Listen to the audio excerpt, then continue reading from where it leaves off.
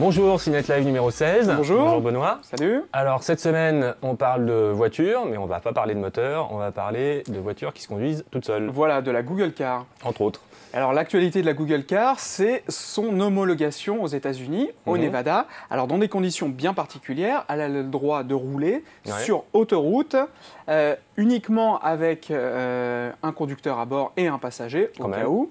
Voilà, et elle doit être signalée par une plaque d'immatriculation rouge, histoire que... Évitez-moi. Voilà, qu'on soit averti, quoi. Une Google Car, ça fonctionne comment en Alors fait, la Google Car, c'est...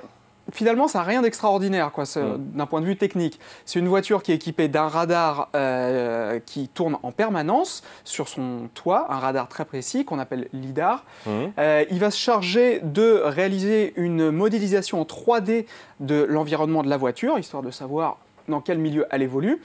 Ça, c'est complété par deux autres radars à l'avant et à l'arrière de la voiture et par une caméra qui va se charger de détecter les obstacles et les piétons. Alors, toute la force de Google et sa valeur ajoutée sur ce projet, c'est son intelligence, ses algorithmes. En fait, Google s'est chargé d'analyser toutes les données recueillies par ces capteurs. Ouais. Et d'anticiper les réactions des autres obstacles, des autres véhicules, et aussi de donner les bonnes informations à la voiture, quoi faire en cas de danger. Freiner, voilà, éviter, c'est ça. Voilà. Et donc concrètement, bon là on est quand même au stade de concept, c'est dans un état des États-Unis, c'est au Nevada.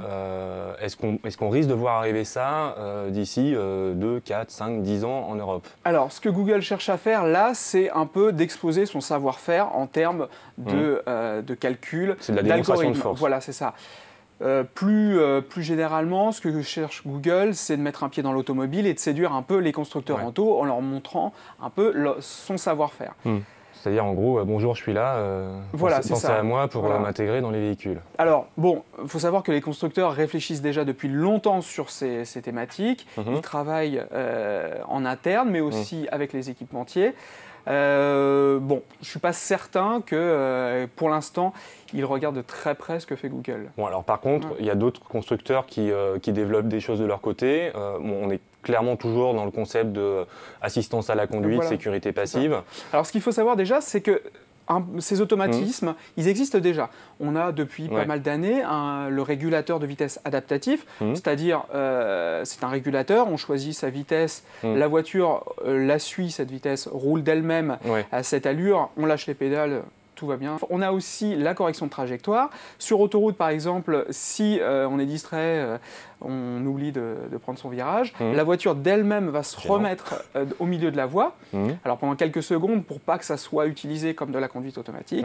Et puis il y a aussi la détection de piétons et d'obstacles. La voiture freine d'elle-même quand elle a détecté ces objets devant elle. Ce que tu avais testé sur la Volkswagen Up. Voilà, c'est ça. Donc c'est assez répandu. Qui marchait plutôt pas mal.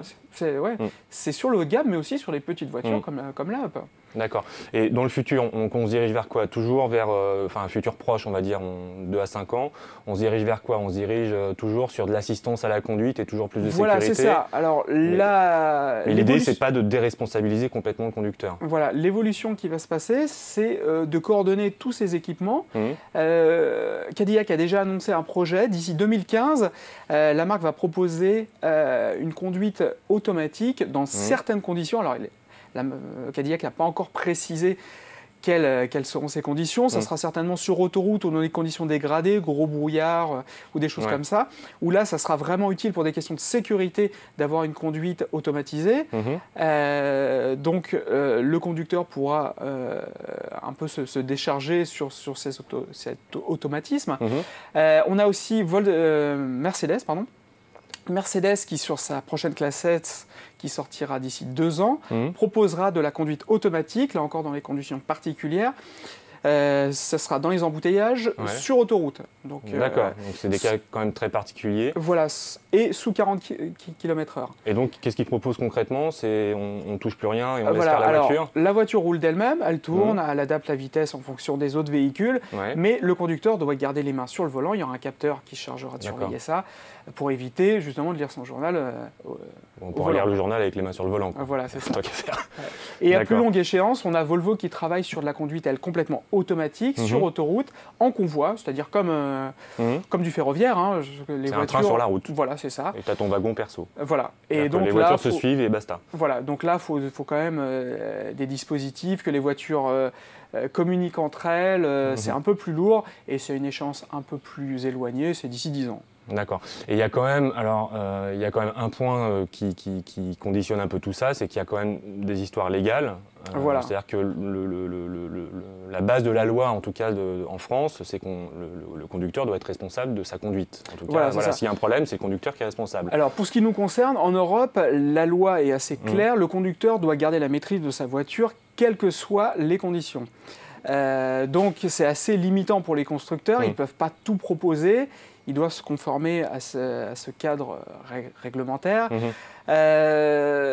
ça veut dire... Il y aura certainement des évolutions, ça c'est certain, mais en tout cas, jusqu'à maintenant, on est limité par ça.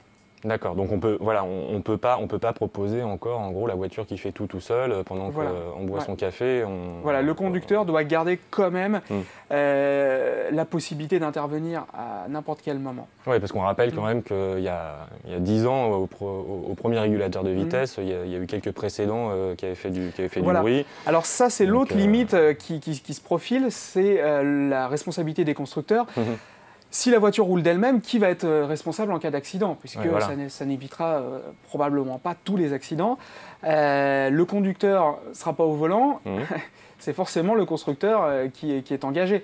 Alors justement, tu le rappelais, il y a eu le précédent des régulateurs de vitesse lorsqu'ils sont apparus sur le marché.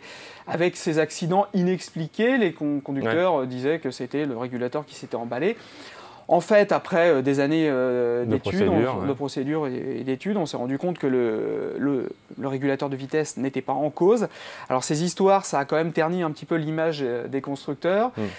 Ils sont engagés dans des batailles juridiques assez longues et ils ne veulent surtout pas recommencer ces surtout, fondamentalement, ça reste de l'électronique, des algorithmes et que c'est faillible, comme un humain, sauf qu'au bout d'un moment, il faut bien que quelqu'un ait la responsabilité de la chose. Voilà, donc ils y vont quand même, les constructeurs, sur la pointe des pieds dans ce domaine. Et donc, pour conclure, donc, en gros, dans les 5 à 10 ans, ce vers quoi on se dirige, c'est toujours plus d'assistance à la conduite, toujours plus de sécurité, mais on n'en est pas encore comme sur l'image là, avec la possibilité de en gros se mettre sur la route, d'enlever les mains du volant et de jouer à la PlayStation pendant on fait un Paris-Toulouse. Voilà, ce qui va se produire certainement, c'est plus d'automatisme dans des conditions particulières, dans les conditions de danger, dans les conditions dégradées.